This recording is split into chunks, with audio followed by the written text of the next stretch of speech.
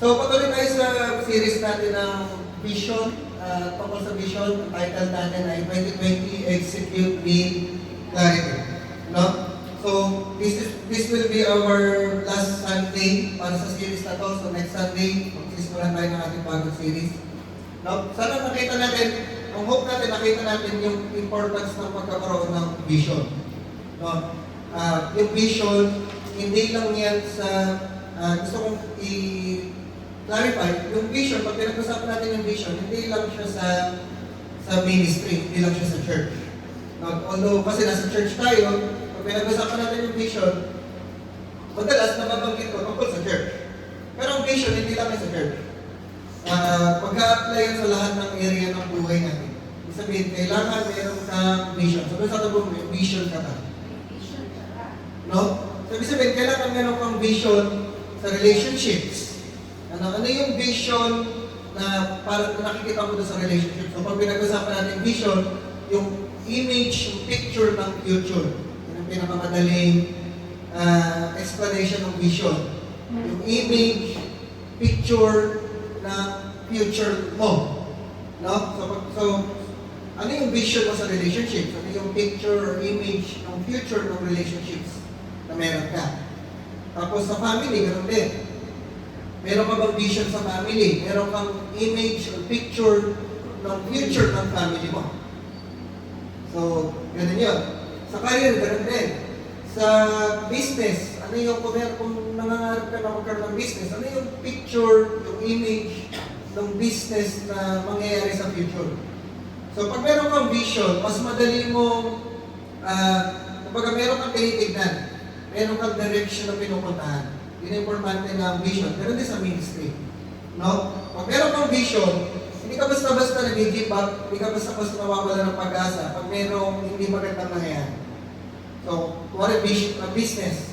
Pag meron kang vision sa business, pag medyo nakikita mo parang malulugi, parang walang pumapasok na kita, hindi ka basta-basta nag-give up kasi meron kang tinitignan ng vision. Meron kang tinitignan ng future. Na ito yung future na gusto kong pagdalan doon sa business. So, di ka basta kasi pag nag-give up ka, pag nag-quit ka, wala na mangyayari sa business. No? Pero pag meron kang vision, iniisip mo palagi, kailangan ko magtuloy, kailangan ko ma-overcome to difficulty nito, itong challenge na to, kasi meron akong tinitignan ng future. No? So, meron din ako mga binigay sa inyo na questions. Una, what is your why? Na bakit ka gumigising, bakit ka bumabangon, ano yung reason, kung ka nabubuhay, ano? Yung vision yung nagbibigay ng clarity dun sa answer natin sa question na what is your why. Ano, kaya ako gumigising kasi meron akong vision, meron akong future na tinitignan. Future sa career, future sa family, future sa business, future sa ministry. Yun yung tinitignan ko, kaya ako gumigising everyday. Na yung reason mo kaya ako bumabangon. Now, what are you willing to do? Kahit walang kita, kahit walang kapalit. No? Kaya ako siya ginagawa kasi meron akong vision. Ano? Yung bayad ng ginagawa ko, hindi yung sweldo, hindi yung kita. Ang hinahanap ko kapalit nung ginagawa ko, yung vision. Yung future na gusto ko makita. No? Tapos, how do you want your story to end? Meron din. Yung istorya ko, gusto ko mag-end na makikita ko yung vision. Or nakikita ko na unti-unti. Kahit na, kasi diba minsan may mga vision tayo na hindi siya mapupulfill in our lifetime. Pero bago ka mamatay, meron ka nakikita na meron kang nasimulan at meron magtutuloy yung vision na sinimulan mo. No? So, last week, pinag-usapan natin, ano nga yung topic natin last week? Wala tayo nung last natin. Ano yung topic natin last week? Choices. Choices, ano? So, meron tayong choices. Binibigyan tayo ni Lord ng choices na meron kang either may mga bukas na pinto, may mga saradong pinto, may mga opportunities, minsan may mga opportunities na nawawala. Pero ang choice natin, minsan pinipigil si Lord mismo yung pumipigil sa atin na gawin yung isang bagay. Minsan naman, dinidirect tayo ni Lord kung ano yung dapat natin gawin. No? So, importante yung mga decisions na ginagawa natin. Yung future natin, mag-decide natin yung future, yung mga decisions na ginagawa natin today. And importante, marunong tayong sumunod sa direction ng Lord. marunong tayong makinig dun sa leading ng Holy Spirit. At yung pakikinig natin sa leading at direction ng Holy Spirit, it goes with experience. Ano? Pag mas marami kang experience, mas natatama yung mga decisions natin. Ano kanina? So, anong gagawin pag kulang ka pa sa experience? Naisip niyo ba yan? Pag kulang ka pa sa experience, paano ka magkakaroon ng mga tamang decisions? Diyan papasok yung kailangan natin ng ibang tao. No? Yung ibang tao na may experience. Kasi kakulang ka sa experience. So, kailangan mo ng mga tao na may experience. So, doon papasok yung, kaya kailangan natin ng guide, kailangan natin ng coach, kailangan natin ng mentor. So, pare-pareho lang yun, iba-ibang term lang. Guide, coach, mentor, leader. Ano? Para ma-discover natin yung leading ng Lord. Para mag-guide tayo dun sa leading ng Lord. Minsan kasi may mga inisip tayo, ito yung gusto ng Lord. Inisip natin, ito yung dito ko nililid ng Lord. Pero minsan baka mali. Ano? So kailangan natin ng leader, kailangan natin ng mentor para i-check kung yun ba talaga galing sa Lord. No? Ako thankful ako, si God nag-provide ng mentor sa buhay namin. Meron din ako mentor, meron din ako pastor. Na sila yung ginamit ng Lord para masave ako, masave yung relationship namin mag-asawa, masave yung family namin. Kasi, nung wala sila, ano na yun, papunta na sa pawasak. Lagi na kami nag-aaway, tapos hindi na kami nag-uusap. Kung nag-uusap kami, sisigawan na kami. Siya hindi niya sinusot yung wedding ring niya. Kasi, hindi na niya feel na isuot yun. Nag-stay na lang siya sa house para sa anak namin. Pero kami mag-asawa, parang pawasak na yan. Tapos ako wala na akong, hindi ko na iniisip yung ministry, wala na akong pakalan sa ministry, sa calling ng Lord, hindi ko na iniisip yun. Pero may mga long story, may mga pinakilala si Lord, nakilala ko ulit, tapos nag-meet kami, sila yung ginamit ng Lord, ngayon sila na yung mentor namin. So, kasi pag nasirang marriage namin, pati family namin apektado, pati future ng mga anak namin apektado. Pero sila yung ginamit ng Lord. Hindi sila yung savior namin si Lord. Pero sila yung ginamit ng Lord para maayos yung relationship, maayos yung marriage, maayos yung family. Ngayon, mas naging maliwanag yung future ng family namin, even yung future namin mga anak. Kahit hindi pa namin alam yung details, pero alam namin, maganda yung plano ng Lord sa kanila. Kasi inayos ng Lord yung relationship namin. So, kailangan natin ng mga mentors, kailangan natin ng leaders na guide. Para ginaguide tayo, tinutulungan tayo, pinag-pray tayo, binibigyan tayo ng advice, meron tayo pwedeng pwede tayo mag-consult, pwede tayo humingi ng tulong, para hindi tayo namamali ng decision. At the same time, kahit may mga decision tayo na mamali, natutulungan tayo na magkaroon ng tamang kaisipan sa mga maling decision. Tapos, hindi yung sila, ginagamit na sila ng Lord. Pag may na sila binigay na advice, sinunod mo, hindi mo sila pwedeng sisihin. Kasi decision mo pa rin. Ikaw pa rin na nag-decide. Nakinig ka, ibig sabihin, nung pinakinggan mo sila, ikaw yung nag-decide na makinig sa sinabi nila. So, kung mamali man yung resulta ng ginawa mong decision, hindi mo sila pwedeng sisihin. Kasi nag-advise lang sila sila. Kasi pwedeng, may choice ka kung susundin mo yung advice o hindi.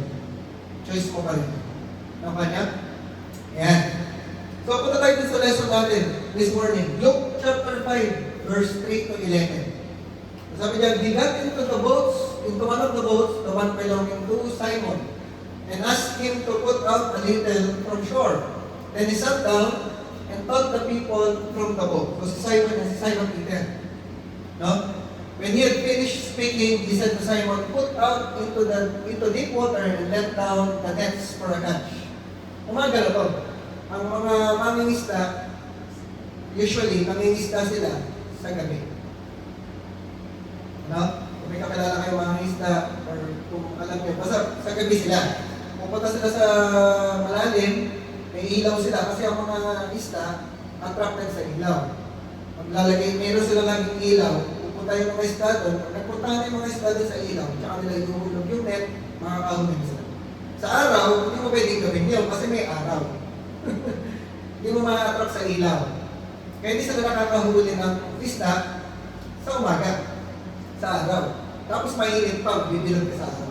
Usually, nanguhuli sila sa gabi. Pero ito, ginawa ni Jesus, nangyari, nung umaga, nag-preach si Jesus, nagturo siya sa mga tao. Tapos, pagkatapos niya magturo, punta sila sa ano, sabi niya, ihulog mo yung, punta tayo sa malalim, hulog mo yung net. No, araw to. Ano nangyari? Sabi ni Simon, Simon answered, Master, we worked hard all night. Nangyari ba? All night. And haven't got anything. Buong gabi na kami nang huli. Kasi hindi naman talaga yung ginagawa ng mga isda, nanguhuli sa gabi. Kaya wala sila nang huli. Tapos ngayon, umaga ako pa magpapahuli. Kaya ang sabi ni Simon, but because you say so, I will let down the nets. Ano yung difference? Kasi may sinabi si Jesus. No? Hindi ka nanguhuli sa umaga, hindi yun yung practice nila. Wala na silang mahuli nung gabi, buong gabi wala silang mahuli. Pero ang difference, tapos sasabihin ni Jesus, manghuli tayo sa umaga, baka may mahuli tayo. Hindi gano'n. Kaya sumunod si Peter kasi sinabi ni Jesus. Sabi sa kanya, pag sinabi ni Jesus, sunod na tayo. Ano? Kahit kung ang imposible, kahit kung ang kontra sa nakasanayan, kahit kontra dun sa isipan natin, kahit kontra sa common sense, pero dahil sinabi ni Jesus, sumunod tayo. No, ganun ginawa ni Simon. Because you say so, I will let down the nets. When they had done so, they caught such a large number of fish that their nets began to break. No? Dahil sumunod sila sa instruction ni Jesus, nakahuli sila ng sobrang daming isda na muntik na masira yung kanilang mga net. Tapos, so they signaled their partners in the other boat to come and help them, and they came and filled both boats so full that they began to sink. Ano? Dalawang bangka na sila. Yung una, nahuli nila, masisira na yung mga net, sa sobrang dami ng isda, masisira yung mga net. Ngayon, dalawang bangka, pinulo nila, lulubog naman yung dalawang bangka sa sobrang dami ng isda na nahuli. No? Miracle to. Supernatural to. Kasi buong gabi sila walang nahuli. Ano, nagtatago yung mga isda, iniiwasan sila. Pero nung dahil sa instruction ni Jesus, yung mga isda nagsama-sama. Nagsama-sama yung mga isda. Ito na, binigyan ng instruction, sumunod na. Punta na tayo doon. Magpahuli na tayo. Sobrang dami nang nahuli, masisira na yung net, lulubog din ako. No? Pero katindi yung ginawa. Ano reaction ni Peter dun sa miracle na ginawa ni Jesus? Ano? When Simon Peter saw this, he fell at Jesus' knees and said, Go away from me, Lord, I am a sinful man. No? Ang reaction natin lagi pag kami ginagawa sa Lord, humility. Nakahambol tayo. No? Si Peter, sabi niya, palayan mo ako, Lord, makasalanan ako. Hindi ako deserving ng presence mo, hindi ako deserving ng goodness mo, hindi ako deserving ng miracle mo. So, ganun yung naging reaction mo. For he and all his companions were astonished at the catch of fish they had taken, and so were James and John, the sons of Zebedee, Simon's partner. So, yung partner pala niya si James at si John, magkapatid. Tapos, ano sabi ni Jesus? Then Jesus said to Simon, Don't be afraid. From now on, you will fish for people. So they pulled their boats up on shore, left everything, and followed him. No? So, after nung mahuli nila yung mga isda, sabi ni Jesus, simula ngayon, hindi na kayo manguhuli ng isda, manguhulihin nyo ng mga tao. No, you will not, sabi sa ibang version, sabi dyan, you will fish for people. Sabi sa ibang version, you will be fishers of men. No? Tapos anong ginawa nila? They left everything and followed Jesus. Iniwan nila lahat. Iniwan yung mga isda. Marami yung mga isda na nahuli nila, iniwan nila. Iniwan yung mga nets, iniwan yung mga bangka, sumunod kay Jesus. Hindi nila sinabi na, Lord, kuha tayo dito. Basket muna tayo ng mga dalawang supot siguro para meron tayong makakain. Hindi. Sabi niya, they left everything. After nung lahat ng nahuli nila na sobrang dami, siguro din sa tanong buhay nila, yun yung pinakamarami nila nahuli. Pero, iniwan nila lahat. Bakit? Para sumunod kay Jesus. Kasi binigyan sila ni Jesus ng bagong direction. Ng bagong future. Na hindi ka na manguhuli ng isda, manguhuli ka na ng mga you will be fishers of men. Naniwala sila doon, at at sumunod sila dun sa direction ni Jesus para sa kanila. So hindi na iniisip na iba na yung thinking nila sa sarili nila. Hindi na ako mangingisda. Hindi na ako mamumuli ng isda. Ang huhulihin ko ng mga tao. Ano? So they left everything and followed Jesus. Let us pray. Pray tayo. Lord, we thank you for this day. Thank you for your word. Continue to give us understanding, give us wisdom, give us revelation. Holy Spirit, we ask you to move in this place. We welcome in this place. Kumilos po kayo, Panginoon. Do your work that only you can do. Kumilos po kayo sa aming mga buhay. Turuan niyo po kami, baguhin po ninyo kami. At patuloy, Lord, we pray, bigyan niyo po kami ng malinaw na vision ng aming future, ng nais mong pagawa sa aming mga buhay. Patuloy, Lord, na gamitin mo kami for your purpose, for your plans, to expand your kingdom. And patuloy, Lord, mangyari yung kalooban mo sa aming buhay. Even in this place, patuloy mangyari yung inyong kalooban. Patuloy namin maranasan yung presence mo sa lugar natin. Thank you, Lord, for your wisdom, for the anointing, for your word. Thank you for your presence. We pray this in the name of the Lord Jesus Christ. In the Father's name. Amen. So, ang pinaka-importante na kailangan natin matutunan dito. So, title natin is Directed. Directed. Sabi sa grupo, Directed. No? So, sa mga pelikula, sa movies, sa films, pag nanonood tayo, ang nakikita lang natin yung mga actors. Ang nakikita natin yung istorya. Ang nakikita lang natin yung mga sinasabi nila. No? Pero meron tong importanteng mga tao na hindi natin nakikita sa camera. Kasi meron lang camera. Diba? So meron mga behind the scenes. May cameraman, may lights, may sounds, may technician, may mga editor, may mga behind the scenes. Pero sa lahat ng nangyayari sa buong pelikula, sa lahat ng mga eksena, sa lahat ng script, ng mga sinabi, pati yung ilaw, pati editing, sa lahat ng yan, ng mga nangyayari na yun, may nagko-control doon. Ano? May director. May nagdi-direct doon sa story. Ano? Meron na kayong, lahat tayo probably meron tayong mga paboritong pelikula, mga paboritong films, yung kahit ulit-ulitin mo, ano, hindi ka nasisawa. Meron ba kayo na? Meron tayo na, ano? Ako meron ako na yung mga films na gusto ko panoorin. Kahit ulit-ulitin ko, kahit ilang beses kong panoorin, gusto ko yun, nagagandahan ko. Ang pinakanaalala ko yung Independence Day. Yung kay Will Smith. Gusto ko yung pelikula na yan. Kahit ulit-ulitin yun, kahit ilang beses kong ulitin yun, gusto ko yun. Hindi ako nagsasawa. No? Pero, ang point ko, yung mga magagandang pelikula, magagandang istorya, mayroong nag-direct nun.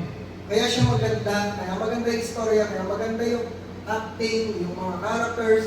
Although may mga kanya na silang part kasi magaling yung artista, magaling yung script, maganda yung script.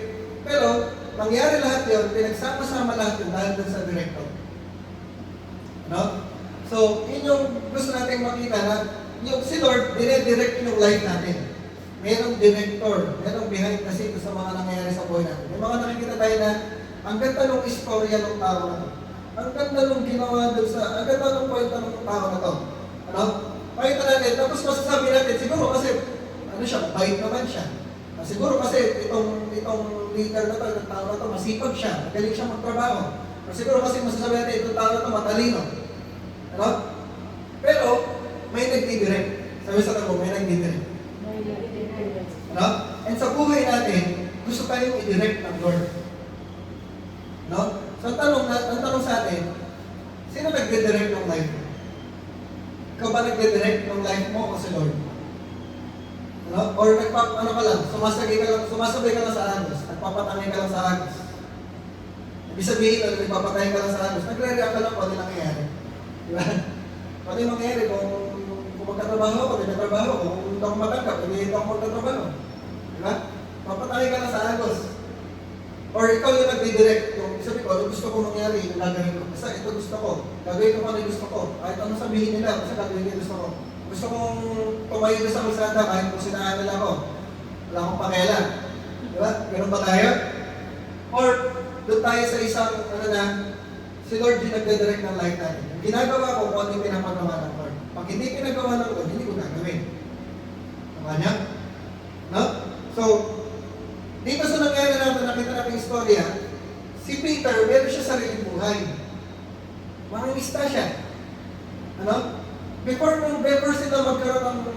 sila mag-meet ni Jesus, ang ginagawa na niya, ano yung ginagawa niya ng kinalakihan niya? Siguro tatay niya mangingista, pero naging mangingista rin siya. Ano? Pero tumanda na siya, mangingista siya. Ganun na ginagawa niya. Pero, nag-meet sila ni Jesus, at doon sa pag-meet nila ni Jesus, may sinabi sa kanya si Jesus. At ang reaction niya, sabi sa kanya ni Jesus, pumunta tayo sa malalim, doon tayo mangista. Mangista ka lang. Pero sabi ni Peter, dahil sinabi mo, susundok. Ano? Yung word na yun ni Jesus, yung instruction ni Jesus sa kanya, yung nagbago ng direction ng kanyang life. Dati siya lang nagdidirect ng buhay niya. Ngayon, ang nagdidirect na sa kanya, yung sinasabi ni Jesus. Nung sinabi ni Jesus na pumunta sa malalim, hulog yung net, sumunod siya. Nung sinabi ni Jesus na you will be fishers of men, you will catch people, you will fish for people, iniwan niya lahat, sumunod siya kay Jesus. No? Hindi perfect si Peter. Kung alam niyo yung istorya ni Peter, no? Madami kapalpakan si Peter. Marami siyang mga sinasabing mga hindi gusto ni Jesus. Meron pa mga times sabi sa kanya ni Jesus, get behind me, Satan. Hindi naman siya si Satan, si Peter siya. Pero sabi sa kanya ni Jesus, get behind me, Satan, kasi sobrang mali yung sinabi niya. No, makulit si Peter, marami siyang mga maling ginagawa, pero importante, sumusunod siya kay Jesus. Nandun siya. Kung nasa si Jesus, pupunta siya doon. Kung pupunta sa isang lugar si Jesus, kasama siya doon. Nagpo-follow kasi siya. Ang importante, nandun siya. Sabi sa akin, importante, nandun ka. Hindi kailangan perfect ka, pero nandun ka. Kasi, sumusunod sila kay Jesus. Nagpo-follow sila kay Jesus. No, kanya? No? So, gusto natin makita yung importance ng boses ni Jesus, yung importance ng word ng Panginoon. Ano? So, ano ba yung una? Ano ba yung ibig sabihin ng word ng Lord? Yan. Una, God's voice, God's word is instruction. Sabi sa atin kung instruction. No? So, when he had finished speaking, he said to Simon, put out into deep water and let down the nets for a catch. No, yung sabi dito ni Jesus, instruction yun. Natin? So lahat tayo, kailangan natin nung nag-guide sa atin, kailangan natin nung nagsasabi sa atin na hindi gagawin natin. Lalo na kapag hindi mo alam. Di ba? Ano? Dumating na ba kayo sa point na hindi mo alam yung gagawin mo, parang ang hinihintay mo lang, ano ba talaga gagawin ko? Sabihin niyo naman sa akin ang gagawin ko, kasi hindi ko alam ang gagawin ko. Di ba? Maghihintay pa ba ako, mag-pray ba ako, mag-email ba ako, tatawag ba ako, magpapasa dito. Di ba? Hindi mo alam kung gusto kailangan mong gawin, kailangan mo subukan para may mangyari doon sa sitwasyon mo. Minsan ganun tayo. So, talagang dumarating tayo sa point na kailangan natin ng instruction. So, doon sa tabi mo na instruction. No? Kailangan natin marinig si Lord. Kailangan natin malaman yung sasabihin ng Lord sa atin. Kasi kailangan natin ng instruction. Kailangan natin ng mag-guide sa atin, magsasabi sa atin, ano yung kailangan natin gawin. Ano? Lalo pagka sa trabaho, ganun pagbago ka sa trabaho. Diba? Clueless ka. Ikaw yung parang kumbaga, ikaw yung pinakawalang alam doon. Kasi bago ka. Ang bago ka sa trabaho, ano ba gagawin mo dito? Tapos magtatanong ka, paano ba dito, paano ito gagawin. Tuturuan ka naman. Ano? So, kailangan natin ng instruction. Lalo sample lang. Kinasal na si Charles, si Vera.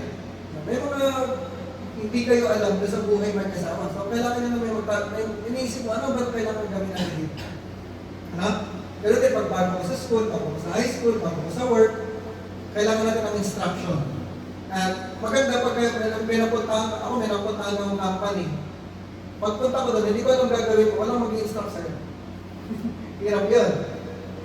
Yung company na pinuntahan ko ngayon, 6 months yung training. 6 months to 1 year yung training. So, hindi ka mangangapa. Kasi, lahat ng gagawin mo, merong on board yung tinatawag, na lahat ng gagawin mo, tuturo sa'yo. Bumila ka ng instructions, bigyan ka ng directions, may guidance. 6 months to 1 year na training yun. Na, after ng 6 months to 1 year, expected sa'yo, ayaw mo nang gawin. Tama naman, kasi tinuruan ka ng 6 months to 1 year. So, may onboarding, may training. So, importante sa atin, pang-point lang natin, kailangan natin ng instruction. Para alam natin kung ano yung gagawin natin. Hindi na sa trabaho, kundi sa life. Sabi sa life. No? Kailangan natin instruction sa Lord. So, paano tayo makakuha ng instruction sa Lord? Ano? Yung boses ng Lord, nagbibigay sa atin ng instruction, pero paano natin yung makukuha? Kailangan natin, doon papasok yung mga pinag-aralan natin before, kailangan natin nag-pray tayo, kinakausap natin si Lord, nagkakas tayo sa Lord, nagtatanong tayo sa Lord. Tapos hindi lang tayo nagtatanong, nakikinig tayo sa Lord. Importante, nakikinig tayo sa Lord.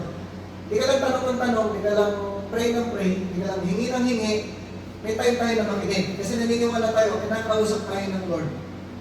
Ano? Kailangan lang yung we have to be silent.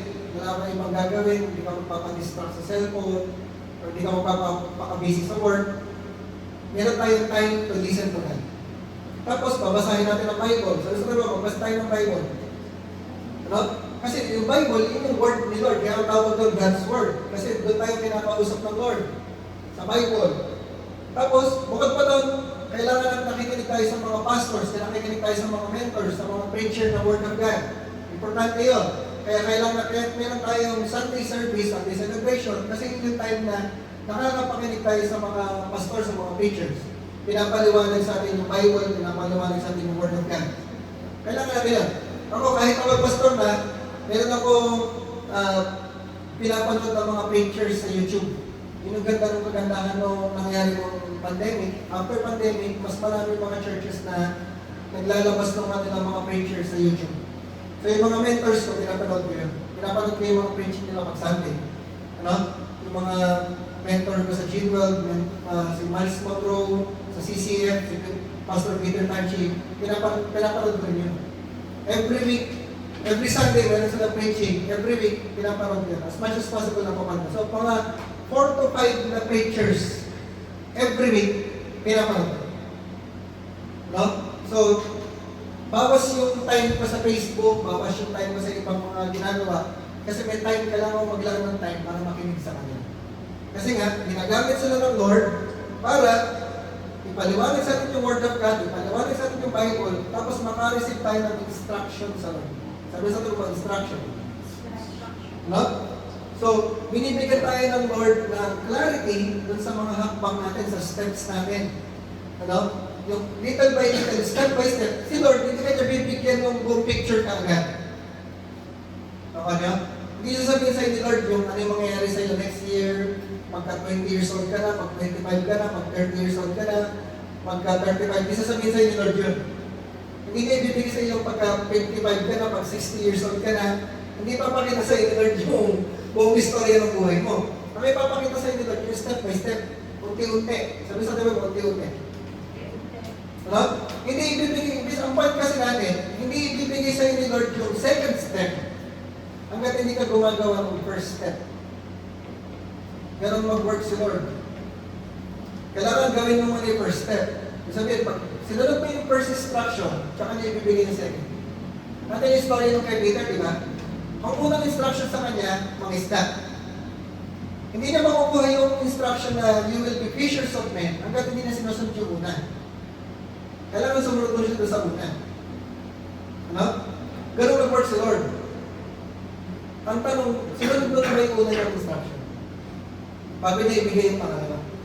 Ano, pag hindi ka, pag kasi ang principle, pag hindi ka sumusunod sa una, bakit niya ibibigay yung pangalawa? Hindi mo na nasunod yung una. Ano yung guarantee na susundin yung pangalawa? Nakuha niya? Di ba? Sundin mo muna yung una. Kasi para pagka binigay sa yung pangalawa, alam ni Lord, susunod ka din doon. Oh? So binibigyan tayo, kaya tayo binibigyan ng instruction ni Lord para maliwanag yung mga steps natin. Step by step, little by little. Si Lord walang formula. Sabi sa atin mo, walang formula. Walang formula sa Lord. Ano ibig sabihin natin ng formula? Di ba pag may formula, pagsamahin mo yung ganito, tsaka ganito, ganito mangyayari. Ganito lalabas. Diba? Ganito ang formula. Lagyan mo ng konting toyo, ganito, isang kutsara toyo, isang kutsara ng sukal, dalawang kutsara ng suka, pero di ba? Makukuha mo yung gusto mo na lasa. Yun ang formula. Kay Lord, walang formula. Ibig sabihin, ang point natin, yung nag-work before, yung nag-work kahapon, pwedeng hindi mag-work ngayon. Ano? Ganun sa Lord. Yung nag-work kahapon, pwedeng hindi mag-work ngayon. So, hindi mo pwedeng ulit-ulitin yung ginagawa mo. For example, ito, sabi ng Lord, manghuli ka ng umaga. Hulog mo dun yung net. Ibig sabihin ba nun, tuwing umaga ka na manghuli? Di ba? Hindi. Kasi at that moment lang yun. Yung instruction na to, at that moment lang. Hindi ko na siya pwedeng ulit-ulitin. Hindi ko pwedeng sabihin, Lord, hindi ka na pwedeng sundin. Hindi ako manguhuli ng isda. Kaya hindi ako manguhuli ng mga tao. Kasi meron ako nakuha formula. Basta punta ko lang ako dito sa lugar na to, ulo ko doon yung net doon, makakahuli ako ng gano'ng karami. Hindi ka na. Hindi mo siya pwedeng gawing formula. Na porky nag-work, sasabihin mo, ito na yung lagi mag-work. So, sabi mo, walang formula. Ang point nun, ibig sabihin nun, lagi kang hihingi ng instruction. Ang pagkuha namin ng instruction sa Lord, moment by moment, every day. Ano? Pag-isip mo sa umaga, Lord, ano yung instruction mo sa akin today? Bukas, ganun ulit, Lord, ano yung instruction mo sa akin today? Hindi ko pwedeng sabihin na, Lord, kasi ito na yung nag-work, ito na yung lagi kong gagawin. Hindi pwede sa Lord. Pag ginawa mong gano'n, ibig sabihin, hindi ka na magiging dependent sa Lord. Hindi ka na lagi magtatanong sa Lord. Ang gagawin mo na lang, Lord, ito kasi nag-work, ito na lagi kong gagawin. Ang dependence, ang magiging dependence natin dun sa method, dun sa nag-work, hindi na sa Lord. Ano? So dapat ang dependence natin kanino? Sa Lord. Ano? Kaya binabanggit, walang formula sa Lord. Kailangan lagi tayo nagtatanong, kailangan lagi tayong dependent sa Lord, araw-araw. Sabi mo sa tabi mo, araw-araw. Yan. So the one who obeys God's instruction for today will know His direction for tomorrow. No? Pag marunong tayo sumunod sa instruction ng Lord, malalaman natin yung direction ng Lord sa buhay natin. So tabi mo sa katabi mo, magtanong tayo lagi sa Lord. No? So sabi ko kanina, kailangan natin ng leader, kailangan natin ng guide, kailangan natin ng mentor, para natutulungan tayo dun sa direction na ginagawa natin sa mga decisions natin. Ano? Pero let me give you another advice. Ano? Ang sundin mong leader, yung leader na sumusunod sa Lord. Nakuha niya yan? Ano? Pwede kasi mayroon kang leader, pero yung leader na sinusunod mo, hindi pala sumusunod sa Lord. Delikado yun. Ano?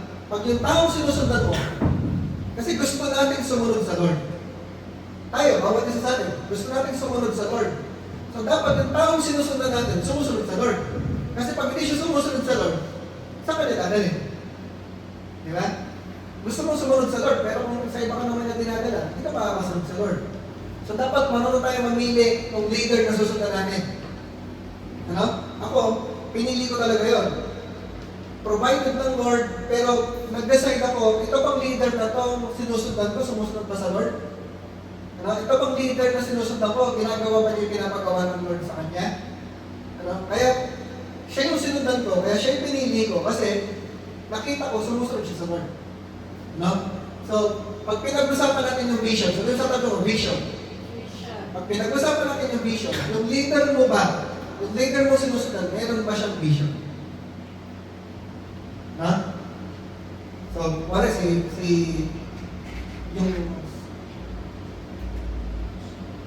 pakakasalan mo ba? Yan. Yung pakakasalan mo ba, may vision ba siya para sa family? Diba? Dapat ganun yung mga pinag-iisipan natin.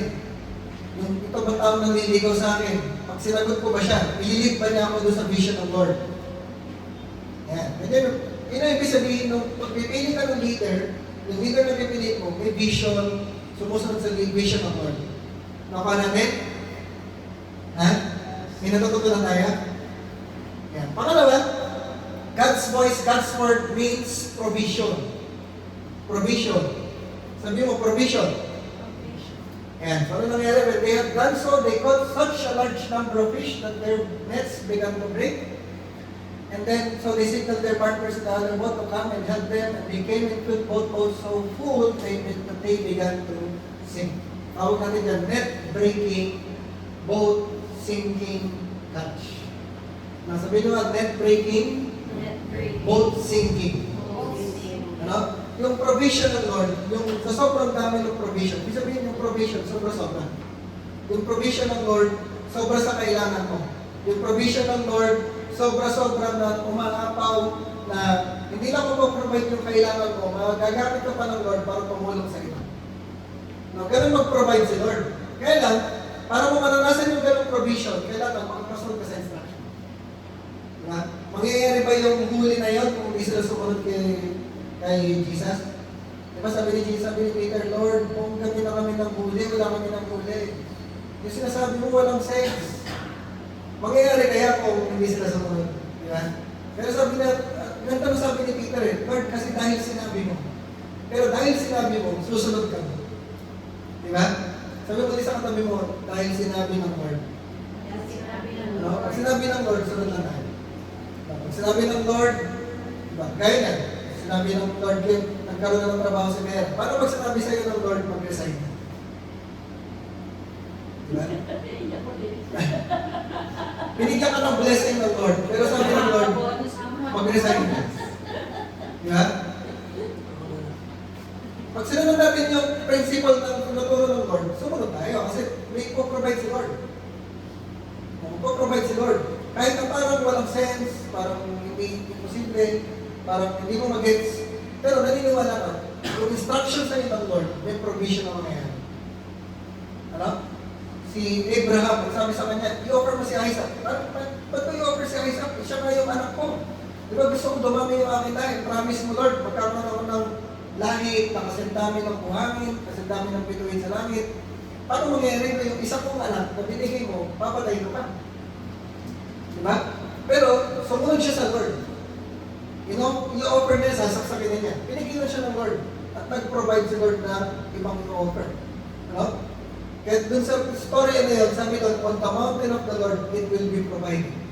Ibig sabihin, kung saan yung instruction ng Lord, nandun yung provision. Sabi sa tabi mo, provision. Sabi mo sa tabi mo, sunod na tayo. Diba? Nililid ka ng Lord. Si Lord, binibigyan tayo ng instruction, binibigyan tayo ng word, kinakausap tayo ng Lord para i-lead tayo kung nasan yung kanyang provision. Ano? Sabi, hindi mo kailangan hanapin yan mag-isa. Hindi mo kailangan magpagod mag-isa. Hindi mo kailangan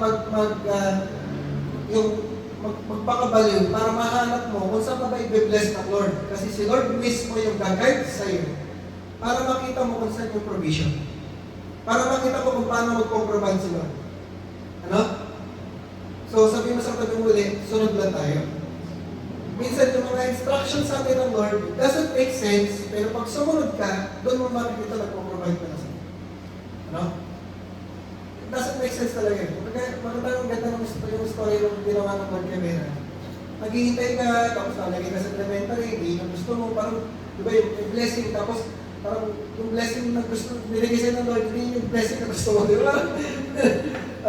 Ang hirap nun, yung blessing na binigay, parang hindi yung blessing na gusto mo. Parang papasalamat pa ako, di ba parang ako magreklamo. Pero makita natin, ibang pumili sa Lord. Ano? Pag nag-kumilo si Lord, ang glory kay Lord, hindi sa tao, hindi sa gobyerno, hindi sa sarili mo, kay Lord. Kasi siya talaga yung kumalo. No? So, pag nagbigay sa atin si Lord ng instruction, it means magpo-provide si Lord. Sabi sa atin, magpo-provide si Lord. Kasi hindi ka niya ililid, hindi ka ililid ng Lord dun sa lugar na mahihirapan ka, magkukulang ka. May mga season lang na nahihirapan ka, parang kulang, pero eventually makikita mo, nag-provide si Lord. No? So, where God guides, God provides. Ano? Pag binigyan ka ng vision ng Lord, vision, gagawin natin, hingi ka ng vision sa Lord. Lord, ano yung vision mo para sa family ko, para sa life ko, ano yung vision mo para sa career ko, ano yung vision mo para sa business ko, ano yung vision mo para sa ministry ko. Hingin mo sa Lord. At pag binigay sa iyo ng Lord yun, alam mo, maniwala ka, pag-provide si Lord. Ano? So, ako, hindi ko iniisip pag-abroad. Hindi ko iniisip na mag-apply ng trabaho sa abroad. Kasi, naniniwala ako, dito ako nilagay ng Lord, yung vision na binigay sa akin ng Lord, dito sa Pilipinas, dito sa Malolos, naniniwala ko, nandito yung provision. Hindi ko kailangan mag-abroad. Wala yung provision doon. Pag pumunta ako sa abroad, wala yung provision doon. Kasi ang provision para sa akin, sa life ko, sa family ko, dito sa Malolos. Tama niya? Sa iba siguro, yung iba, Baka sila, pwede sila mag-upload. Ako hindi. Kasi kanya-kanya tayo ng mission. Sabi sa tanong, kanya-kanya. Pero, dugtong-dugtong. Dugtong-dugtong. Pangatlo, yan, huling point natin. God's word means direction. God's voice means direction. So, kailangan natin makinig sa Lord para makuha natin yung instruction ng Lord, makita natin yung provision ng Lord, at pangatlo, makita natin yung direction ng Lord sa life natin. Saan tayo nililid ng Lord? Saan papunta yung buhay natin? Ano? Pagdating ng ending ng, ano yung magiging ending ng istorya natin? So, ano yung direction na binigay ng Lord kay Peter? Sabi niya, Jesus said to Simon, don't be afraid, from now on, you will fish for people. No? You will be fishers of men. Yun yung direction ng life nila. Hindi na ako mangingisda. Ano na ako? Fishers of men na. Hindi na ako, kumbaga, nagkaroon siya ng hindi lang direction, redirection. Sabi mo, redirection. Kasi, ito lang siya dapat papunta eh. Pero sabi ng Lord, hindi ka na mangingisda. Fishers of men ka na. Naiba na, na-redirect na siya. Ano? So, gano'n kami nun. Ako nun, gano'n ako nun. Wala na akong pakialam sa ministry. Basta mabubuhay na lang ako, matrabaho na lang ako, pamilya ko na lang. Kaya lang, yung direction pa lang na papunta na yun, masisira na yung family ko. Mag-iwalay na ako ng mag-asawa, tapos yung mga anak ko, di ko na alam kung sino mag-aalaga sa kanila. No? Pero nire-redirect tayo ng Lord para mas magkaroon ng direction yung buhay natin, magkaroon tayo ng purpose, magkaroon tayo ng meaning, magkaroon tayo ng vision, magkaroon ng direction ng buhay natin. Wala doon sa life na walang direction. Nakala natin may direction, pero walang direction. Papunta doon sa totoong direction. Dating walang purpose, ang purpose na mabuhay, kumangin, magtrabaho, kumita. Pero ngayon, ang purpose natin, pati pinapagawa ng Lord. Mag-win souls, mag-make disciples, magbago ng bansa. No? Binabago ng direct ng Lord yung direction ng buhay natin. So kaya tayo kinakausap ng Lord, kaya tayo binibigyan ng instruction ng Lord, kaya tayo binibigyan ng Word of God para makita natin yung direction ng ating life. Ano? Isang word lang ng Lord, magbabago ng direction natin. Sabihin mo sa tabi mo, makinig tayo sa Lord. No? Kailangan natin ang Word. Kasi pag may Word ka sa Lord, mababago yung direction ng ating life. Yan. So God uses ordinary people to do extraordinary things. No? Ganyan si God. Ang ginagamit ng mga tao, ordinary people. Sabi sa mo, ordinary ka ba? Ano? So gagamitin ka ng Lord. O ordinary ka. Kasi yun ang ginagamit ng Lord. To do extraordinary things, God uses ordinary people. Ordinary people like Peter. Ano? Hindi siya government worker, hindi siya government ruler, hindi siya mayamang tao, pangkaraniwang tao lang, mangingisda lang. Pero ginamit ng Lord to do extraordinary things. No? Alam natin yung story ni Peter. Si Peter yung nag-preach, 3,000 souls na ligtas. Ano?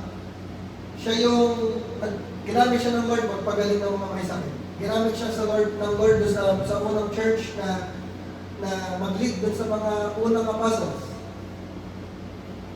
Pero nagsimula na siya, mangingisda. Yung ibang mga kasama niya, mangingisda din, tax collector, yung iba, mga ordinary tao lang. Ano? Tayo mga ordinary tao lang tayo. Hindi tayo sikat, hindi tayo artista. Ako gusto ko talaga mag-artista, pero hindi lang tumuloy. Pastor na lang ako. Joke lang yun. Pero ordinary tao lang tayo. No? Tayo gagamitin ng Lord to do extraordinary. Hindi siya pumipili ng mga... Ito siya, may mga ginagamit siya ng mga matataas na tao, mga kailangan tao. Pero mas madalas na ginagamit ka. Yung mga kagaya natin, ordinary tao. Pero tayo gagamitin ng Lord to win souls, to make disciples, to transform our nation Philippines. No? Ordinary people lang. Mata natin ang reaction nila, Peter. They left everything. Ang importante lang, para magamit tayo ng Lord, ano, iwan natin yung dapat natin iwan. Hindi naman everything. Everything kasi, in that context, yung bangka nila, yung net nila, yung isda. No? Pero yung personality nila, yun pa rin yun. Yung damit nila, yun pa rin yung damit na suot nila. Hindi naman kaya iniwan yung damit. Diba? So sabi, ano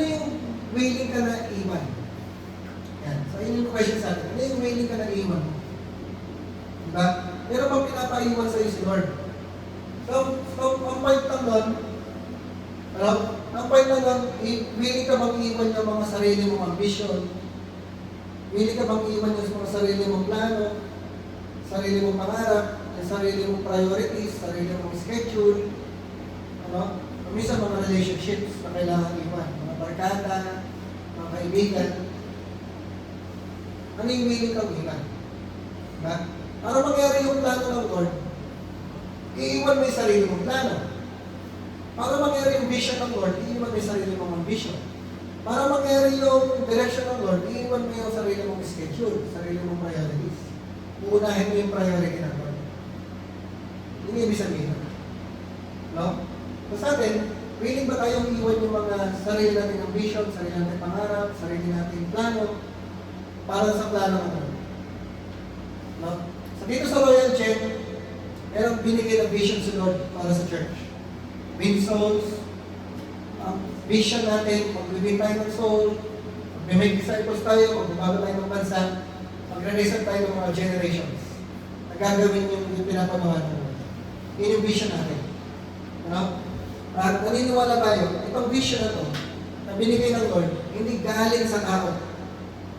Galing pa sa Diyos. Hindi ito idea ng tao, idea ito ng Lord. Naniniwala ba kayo? No? This is not man's vision, this is not man's idea. Vision to, idea to God. At ako personally, dahil galing ko sa Diyos, vision to ng Diyos, ang decision ko, magiging parte ko ng vision na to. Hindi ako magiging parte ng vision na to. Ito na rin yung vision ko. Wala na akong sariling vision. Ang vision ko, mag-win soul, mag-make disciple, mag-transform ng nation, mag-empower ng generation. No? Wala na akong sariling vision ko.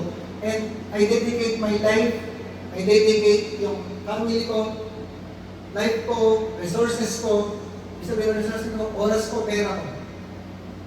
Even yung trabaho ko, even yung family ko para sa vision ko.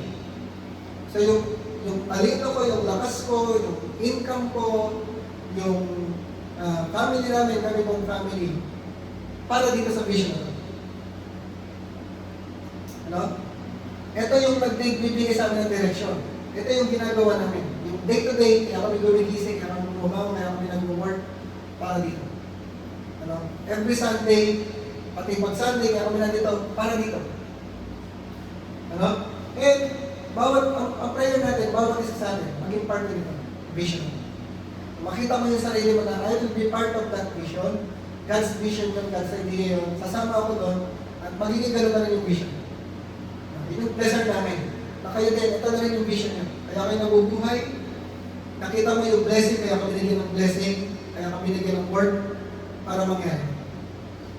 Yung family mo nabubuhay, yung family mo nasisimulan, yung family na yun para din dito. Bubuhay mo yung family mo para sa vision natin. So, ano yung vision natin? Una, sabi natin malakas, ano yung una natin vision? Win souls, pangalawa, disciples, pangatlo, transform nations, pangapat, our generation. So, ang kinin natin ito, na personal vision natin. Ako nabubuhay, to win souls, to make disciples, transformation, and power generation.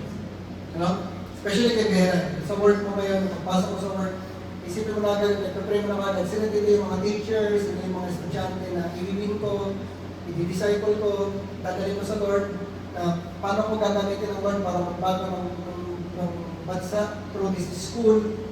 Yan. Sino yung mga next generation, ito-train ko, i-lead ko dito sa school na.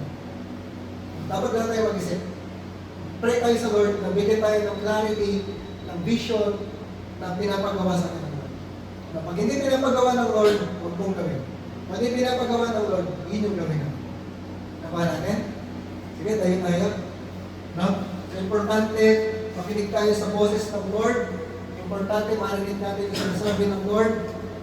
At, yan, magkaroon tayo ng instruction, makita natin yung provision, yung direction ng Lord para sa buhay natin. No? Makita natin na talagang si Lord yung nagdedirect ng ating life, hindi tayo yung nagdedirect ng sarili natin. Lord, sige, let us pray. Lord, we just want to hear your voice. Buksan niyo po yung aming pandinig. Buksan niyo po yung aming spiritual ears. Buksan niyo po yung aming spiritual eyes so that we will hear you and we will see you makita po namin ng maliwanag yung vision mo for our life.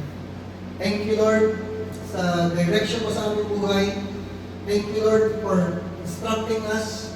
Thank you, Lord, for providing for us sa lahat ng aming kailangan. And we pray, Panginoon, na sa lahat ng gagawin namin, sa lahat ng steps namin, sa lahat ng hakbang namin sa buhay, ay binibigyan mo kami ng instruction at sumusunod kami sa instructions mo. Even, Lord, we pray for our families, direct our families. We pray for our friends, direct their lives. We pray po sa aming work, direct niyo po yung kami sa aming work. We pray, Lord, even in the ministry, direct us in the ministry. Kayo po yung mag-direct na aming buhay.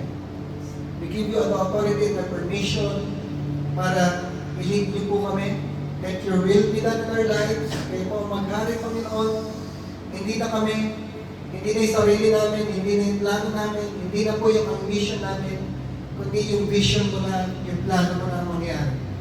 Thank you, Lord, sa aming buhay. Thank you, Lord, sa blessings mo. Thank you, Lord, sa faithfulness mo. Thank you po sa goodness mo. Thank you for saving us. Thank you, Lord, na patuloy na pinapatuloy na tapat ka. Sa inyo po lahat ng papuri, sa inyo po lahat ng worship, deserving ka ng lahat ng glory. We honor you and we love you. We pray this in the name of the Lord Jesus Christ. Everybody say, Amen.